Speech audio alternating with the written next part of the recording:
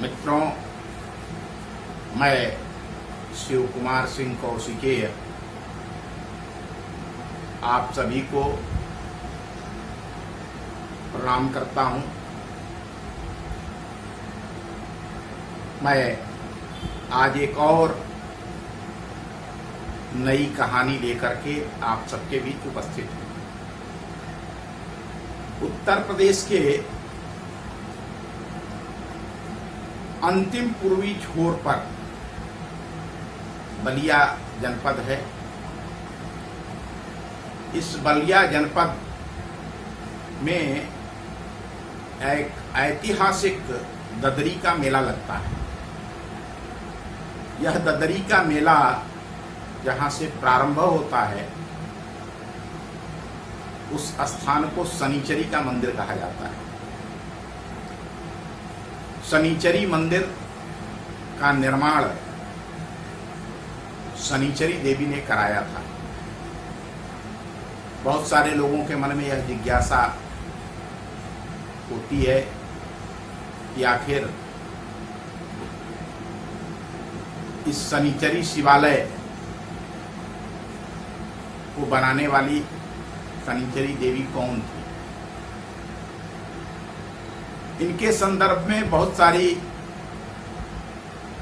अच्छी बुरी कहानियां भी लोगों के द्वारा कही और सुनी जाती है। आज मैं आप सभी को उसी शनिचरी देवी के बारे में बताने के लिए उपस्थित हुआ।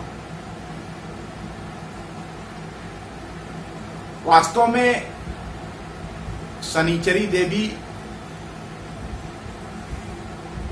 इसी बलिया जिले के बांस थाना, जिसका शुद्ध नाम व्यास स्थान है, और किसी जमाने में बिलासपुर व्यास थाना गंगा नदी का एक बहुत बड़ा नाव पत्तन था। इसी बिलासपुर नगर में वेद व्यास का जन्म हुआ था, जिनके नाम पर इसे व्यास स्थान और फिर अपभ्रंश होकर बांस थाना। एक मल्लाह परिवार में जन्मी शनिचरी देवी बचपन में, बहुत छोटी अवस्था में, 6-7 साल की अवस्था में बधुआ मजदूर बन करके और बलिया से कलकत्ता चली गई। यहाँ पर एक मारवाड़ी परिवार में शनिचरी देवी, जो एक छोटी बालिका थी 6-7 वर्ष की, नौकरानी का काम करने लगी। 1947 में जब अपना देश आजाद हुआ, उस समय हम सभी जानते हैं कि भारत पाक बंटवारे के समय लाखों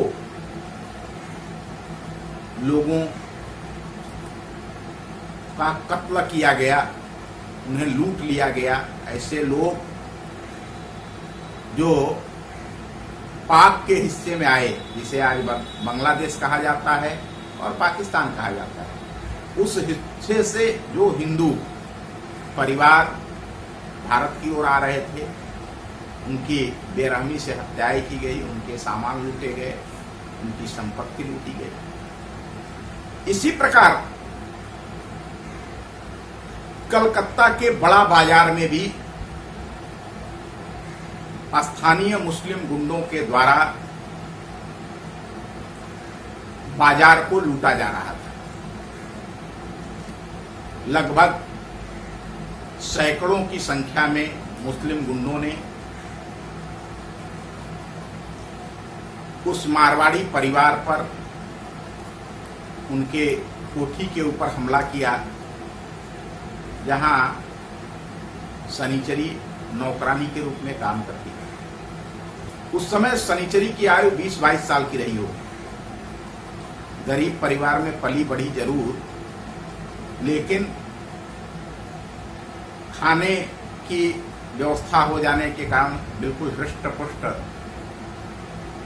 यौन ना शनिचरी ने जब देखा कि हाँ, हमारे मालिक की कोठी लूट जाएगी, ये लोग मारे जाएंगे,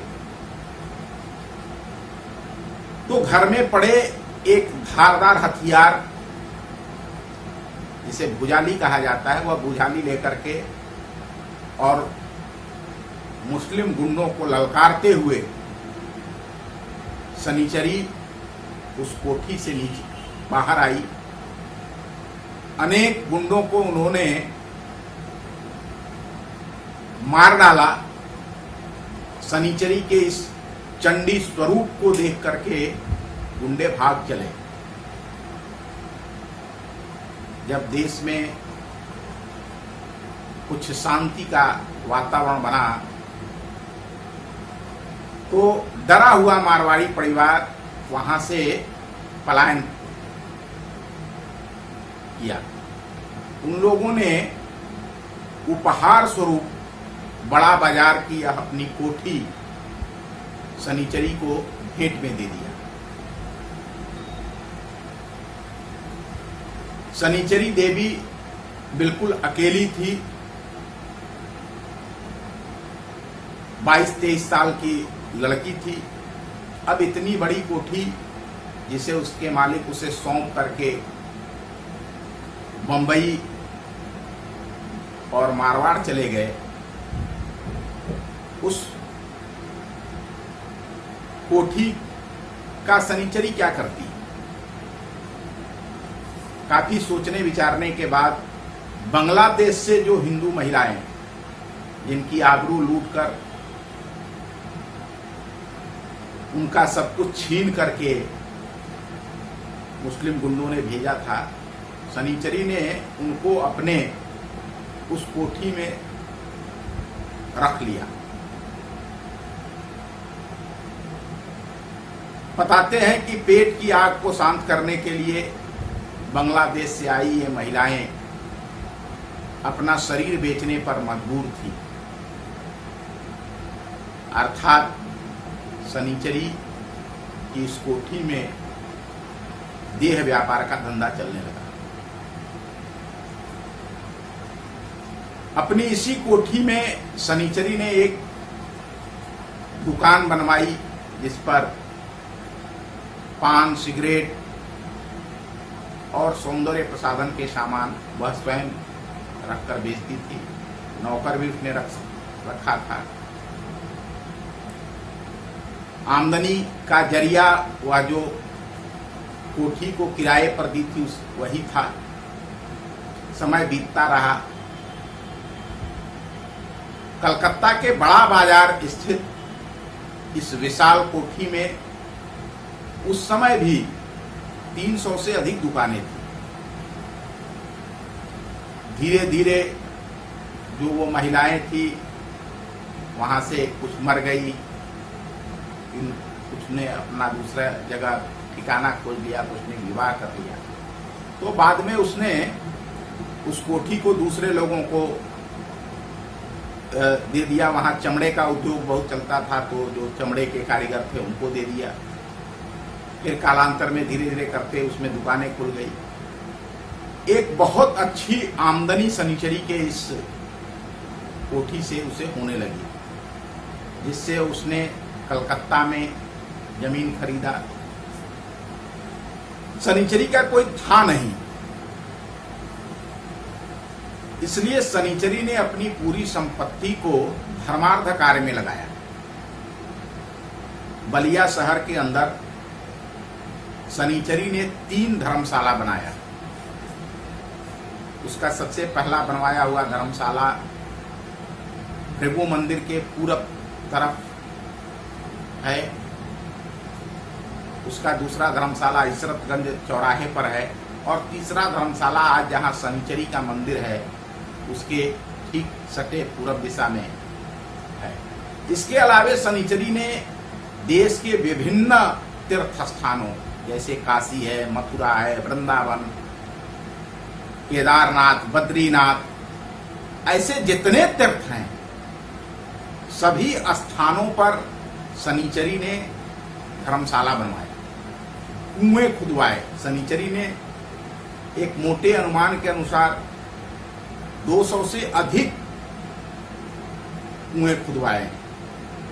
शनिचरी का यह शिवाला जिसे आप देख रहे हैं, जहाँ से ददरी मेला शुरू होता है, इस शिव मंदिर का निर्माण शनिचरी ने 1950 ईस्वी में कराया था। पंचमुखातम शिवलिंग विग्रह से सज्जित इस शिवालय के नाम रखने की बात आई तो शनिचरी ने इसका नाम कामेश्वर नाथ महादेव रखा। काम कला से अर्जित धन से निर्मित इस शंकर जी का नाम कामेश्वर नाथ महादेव है, लेकिन आम बोलचाल की भाषा में लोग इसे शनिचरी शिवाला ही कहते हैं। यह शनिचरी का शिवाला है और जब तक शनिचरी जीवित रही, कार्तिक में पूरे 1 महीने तक जब देश भर से संत महात्मा भृगु क्षेत्र दरदर क्षेत्र में कल्पवास करने आते थे, तो उनके भोजन का प्रबंध और नित्य यज्ञ हवन का प्रबंध शनिचरी के द्वारा किया जाता था। मेरा व्यक्तिगत रूप से भी शनिचरी से मेरा सौभाग्य रहा है कि संबंध रहा है। शनिचरी की गोद में मैं खेला हूं। हमारे पिता स्वर्गीय रामाशीष सिंह जी के साथ भी शनिचरी का बहुत अच्छा संबंध था। ये दोनों लोग मिलकर साथ बैठ करके शिव जी की बूटी गांजा पीते थे। शनिचरी रोज प्रातःकाल 3:30 बजे जग जाती थी। उसका शरीर बहुत विशालकाय था और जगने के बाद पुजारी के रहने के बावजूद भी पुजारी केवल गंगा जी में से जल ले आता था। पूरा शिवालय शनिचरी अपने धोती थी। उसके बाद बैठ करके स्वयं चंदन रगड़ती थी। लगभग 2.5-3 घंटों तक वह पूजा करती थी। शनिचरी के संदर्भ में बहुत सारी बातें हैं जो कही और बताई जा सकती है। मैं केवल उसके जीवन की एक अंतिम घटना को बताना चाहता हूं। जब उसका अंतिम समय आया तो इसी जो शिव जी का मंदिर आप देख रहे हैं, जो शनिचरी शिवाला देख रहे हैं, इसके पूर्व साइड जो धर्मशाला है उसमें जो बड़ा सा हॉल है, वहीं उसका बड़ा सा पलंग पड़ा था। उसने अपने पुजारी श्री कृष्ण पंडा को बुलाया और कहा कि जाओ बाजार से कफन खरीद ले आओ। उनका पुजारी भावुक था, वह रोने लगा, कहा कफन क्या होगा। फिर शनिचरी ने खबर देके हमें बुलाया और उसने पैसे दिए। उसके पास हमेशा एक रेशम की झोली होती थी जिसमें बहुत सारे पैसे पड़े रहते थे। उसने कहा कि इससे कफन खरीदवा लो और जितना सामान टिकठी बनवा लो। हमारी जो शोभा यात्रा है, अंतिम यात्रा है, वो बहुत बढ़िया से निकलनी चाहिए और सारा कुछ मैं अपने देखना चाहता हूँ। उसने बताया चला ऐसा खरीदना, ऊपर से जो चद्दर लगाई चद्दर ऐसा खरीदना। इस प्रकार से उसने सब कुछ ये किया और बहुत शान शौकत के साथ उसने ये सारा सामान, शाम को ही यहाँ तक कि जलाने तक की लकड़ी भी उसने खरीद करके और अपने पलंग के पास रखवा लिया था। उस रात के बीतने और दूसरे दिन लगभग ब्रह्म मुहूर्त में 4 बजे के आसपास शनिचरी ने अपने शरीर को छोड़ा था। इसी शनिचरी मंदिर के दक्षिण तरफ, यहाँ ये इस समय गंगा नाला बह रहा है, उस समय यहाँ गंगा जी की एक छोटी सी धारा बहती थी जिसमें बाढ़ के दिनों में गंगा जी का जल होता था और उसके बाद जो गंगा जी का पानी कटहल नाला में गया होता था, कटहल नाला के रास्ते सुरहा में गया होता था, वह पानी बह वापस गंगा जी में जाने के लिए आता था।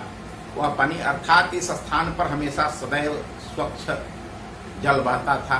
यह ठोकर नंबर 7 है।